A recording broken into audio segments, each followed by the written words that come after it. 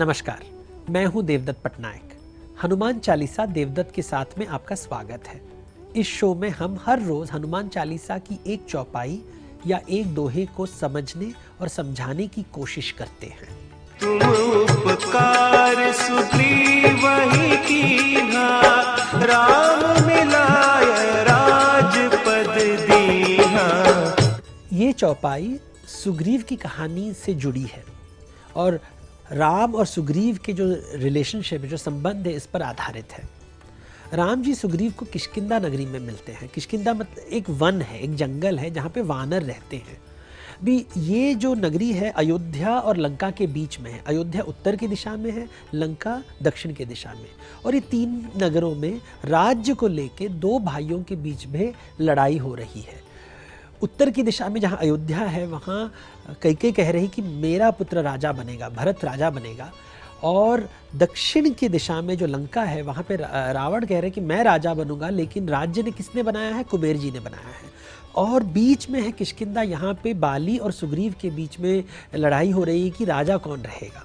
तो ये देखते हैं कि जो रामायण की कहानी है, जो वाल्मीकि जी ने लिखी है, जो तुलसीदास ने रामचरितमानस में उसका कविता के रूप में अवधि में हमको समझाया है, इस कहानी को प्रेजेंट किया है 500 साल पहले। यहाँ पे ये तीन भाइयों के बारे में ज़मीन जायदाद को लेकर लड़ाई हो रही है और इसी माध्यम से वो आध्यात्म विषय के बारे में बात कर रहे हैं। यहाँ पे जो राम जी है उनको राज्य नहीं चाहिए, भरत जी को भी नहीं चाहिए। तो मतलब ये धर्म का राज्य है।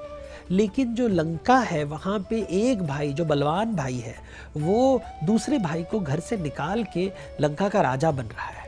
और बीच में बाली हैं, सुग्रीव है, उनके पिता जो ऋक्षराज थे, उन्होंने कहा कि इसे मिल बांट के, शेयर करके इस राज्य को संभालना, दोनों साथ में काम करना। लेकिन सुग्रीव जो बहुत ही थोड़ा वीक है समझ में, थोड़ा स्ट्रेंथ में भी वीक है, समझ में भी वीक है। और जो बाली है वो स्ट्रेंथ में स्ट्रांग है, वो इंटेलिजेंट भी है। लेकिन उन दोनों में एक कन्फ्यूजन हो जाता है, एक मिसकम्युनिकेशन हो जाता है और बाली उसे घर से निकाल देते हैं। मतलब वो शेयर नहीं करते और इस वजह से युद्ध हो जाता है दोनों के बीच में। और सुग्रीव जी राम से हेल्प चाहते हैं, मदद चाहते हैं। अभी यहाँ पे अगर हम देखें सुग्रीव का राम के साथ रिलेशनशिप क्या है और हनुमान का राम के साथ रिलेशनशिप क्या है। कहानी के शुरुआत में हनुमान जी सुग्रीव के सेवक हैं, बट धीरे धीरे हम देखते हैं कि वो राम जी के सेवक बन जाते हैं, क्योंकि सुग्रीव जो वानर है वो राजा है, लेकिन राम जो है वो केवल मनुष्य नहीं है, वो भगवान है। और उनका जो व्यवहार है हनुमान देखते हैं, वो दर्शन करते हैं। और इस कहानी में दर्शन कॉन्सेप्ट बहुत इंपॉर्टेंट है। कौन किसको किस तरह देख रहा है? हनुमान जी देख रहे हैं राम को, वो अपनी पत्नी की खोज में दक्षिण की दिशा में जा रहे हैं। जहाँ जा रहे हैं साधु संत उनको मिल रहे हैं, वो शबरी से मिलते हैं, झूठा बेर खाते हैं, उनको कोई तकलीफ नहीं है, ऊंच नीच की कोई थॉट ही नहीं है। वो बिल्कुल शांत है, केवल पत्नी के विरह में दुखी है, लेकिन उनको और किसी डर नहीं है, कोई भोग नहीं है। वो जा रहे हैं केवल अपनी पत्नी को पाने के लिए लंका से। हनुमान जी को पता चल जाता है कि ये कोई साधारण मनुष्य नहीं है, ये ज़रूर असाधारण मनुष्य शायद परमात्मा है। तो उनके साथ वो दर्शन होता है वहाँ पे। जब सुग्रीव जी राम को मिलते हैं, जब वो दर्शन करते हैं, तो उनको केवल मनुष्य दिखाई देता है, परमात्मा नहीं दिखाई देता। उनको शंका होती है कि ये मनुष्य है या भगवान है या क्या वीर है, वो बाली के साथ युद्ध कर पाएंगे? क्योंकि सुग्रीव के भोग चाहता है, वो उसके मन में एक इच्छा है कि उसे राजा बनने की इच्छा है, उसे किसी की सेवा करने की इच्छा नहीं, उसे राजा बनना है। और वो देख रहा है कि क्या राम जी बाहुबली हैं जो उनका साथ दे के बाली को डिफीट कर सके। तो ये इस दृष्टिकोण से वो राम को देख रहे हैं और कहते हैं कि आप प्रूव करो, प्रमाण दो, एविडेंस दो कि आप सचमुच में वीर हो, योद्धा हो, क्षत्रिय हो, आपको ऋषियों ने सिखाया है धनुर्विद्या, तो अब प्रूव कर दीजिए। तो राम जी पहले प्रमाण देते हैं कि वो एक तीर चलाते हैं जो 7 पेड़ों को चीरता हुआ चला जाता है। तो इसको देख के सुग्रीव कहते हैं हाँ आप में ताकत है। उसके बाद कहते हैं कि ये जो एक राक्षस का हड्डी वहाँ पड़ा होता है, तो बोलता है ये हड्डी को कोई हिला नहीं सकता, केवल बाली ने इसको हिलाया था, क्या आप इसको निकाल सकते हो यहाँ से? तो राम जी उसको एक लात मारते हैं और ये जो हड्डियों का ढेर होता है निकल जाता है उस पहाड़ से। तो वापस सुग्रीव कहते हैं कि हाँ, आप में वो शक्ति है बाली को पराजित करने के लिए।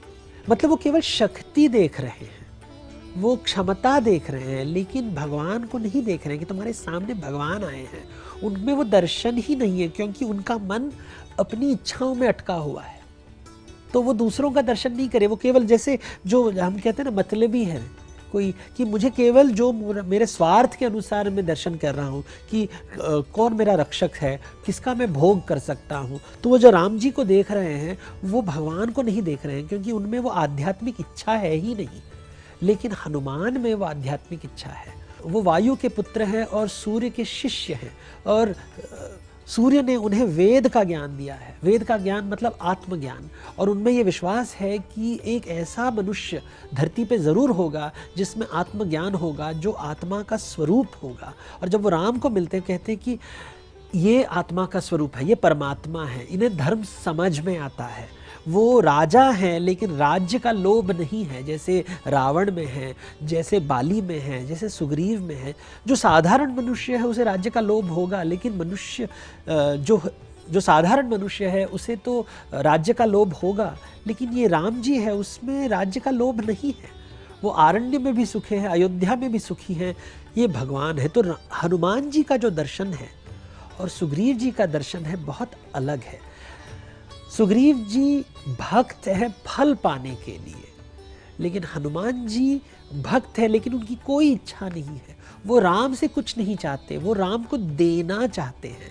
मतलब स्वजीव के तरफ उनका दृष्टिकोण नहीं है, वो परजीव के तरफ देख रहे हैं।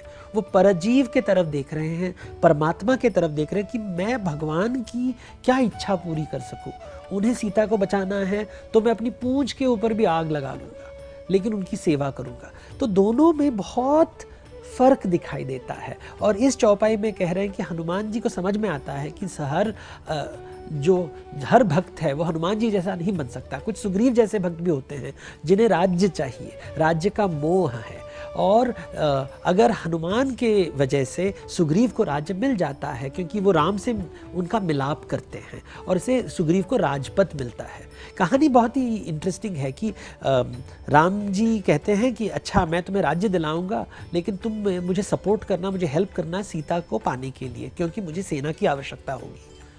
तो सुग्रीव मान जाते हैं, लेकिन एक बार राजपद उनको मिल गया तो वो भूल जाते हैं इसके बारे में, और वो विलासपूर्ण जीवन में बैठ जाते हैं। चौमासा होता है, 4 महीने के लिए बरसात हो जाती है। तो सुग्रीव कहते 4 महीने बाद हम ज़रूर जाएंगे, अभी नहीं जाते हैं। अभी मैं राजा बना हूँ, चौमासा हुआ है, चौमासा के बाद हम सीता को ढूंढने का प्रयास शुरू करेंगे। चौमासा में कोई नहीं जाता। चौमासा जब ख़त्म हो जाता है उसके बाद भी वो कुछ गुफा से निकलते ही नहीं है, किष्किंधा नगरी में अपनी पत्नियों के साथ विलास करते रहते हैं। और फिर लक्ष्मण जी को बहुत गुस्सा आ जाता है। वो राम जी से कहते हैं कि आपने सुग्रीव की मदद की, उन्हें राजा बनाया, लेकिन सुग्रीव आपकी मदद नहीं कर रहा है। वो सीता की खोज में किसी को नहीं भेज रहा है, वो विलासपूर्ण जीवन जी रहा है। तो सुग्रीव राम जी जैसे नहीं कि एक बार जो वचन दिया है उसी को पालन करेंगे। तो फिर गुस्से में जाते हैं सुग्रीव के पास लक्ष्मण जी अपने धनुष के साथ, उनको मारने के लिए, कि उनको सिखाने के लिए, गुस्सा करने के लिए। तब हनुमान जी आते हैं और उनको शांत करते हैं कि मैं सुग्रीव को बता देता हूँ। तो हनुमान जी ने ही सुग्रीव को उस समय भी बचाया था लक्ष्मण जी के क्रोध से। तो हनुमान जी के उपकार के वजह से सुग्रीव को राजपद मिला राम जी से। ये चौपाई बताती है। तुम उपकार सुग्रीव ही कीन्हा, राम मिलाय राजपद दीन्हा। आज हमने आपको चौपाई नंबर 16 को सरल भाषा में समझाने की कोशिश की। उम्मीद है हमारे इस शो के जरिए आपको हनुमान चालीसा और अच्छी से समझ आ रही होगी। कल फिर से कोशिश करेंगे अगली चौपाई को समझने की। कोई भूल चूक हो तो माफ़ कीजिए। तब तक के लिए आज्ञा दीजिए। नमस्कार।